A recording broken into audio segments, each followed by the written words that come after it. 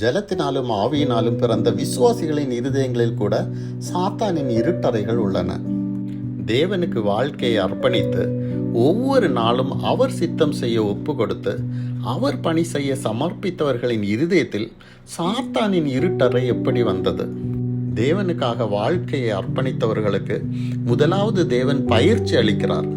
ஆனால் பாதி பயிற்சியிலேயே சோர்ந்து போய்விட்டீர்களா? இயேசுவின் குணாதிசயத்திற்கு பதிலாக ஜென்ம குணம் தலை தூக்குகிறதா?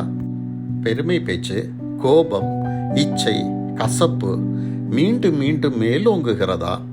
உங்கள் இருதயத்தின் ஓரத்தில் சந்தேகம் முணுமுணுக்க ஆரம்பித்துவிடும். நிஜமாகவே நான் நித்திய ஜீவனை சுதந்திரிப்பேனா? தேவன் இப்படிப்பட்ட எண்ணையும் பயன்படுத்துவாரா?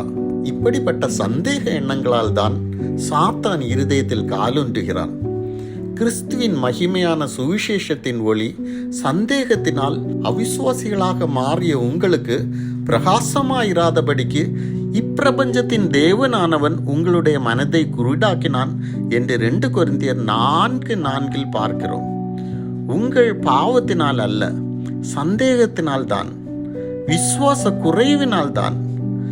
உங்கள் இயலாமையை இயேசு புரிந்து கொள்ளுகிறார். பரிசுத்தமாக வாழ வேண்டும் என்ற உங்கள் இருதயத்தின் ஏக்கத்தை இயேசு அறிகிறார். பிறர் குற்றத்தை மன்னித்து மன்னிப்பை வேண்டும் போது அவர் மன்னிக்கிறார். ஆனால் சாத்தான் குற்ற உணர்வை ஏற்படுத்தி சந்தேகங்களை உண்டு பண்ணி இருதயத்தை இருளாக்குகிறான். பிசாசுக்கு இடம் கொடாமல் இருங்கள் என்று எபேசியர் 4:27 எச்சரிக்கிறது.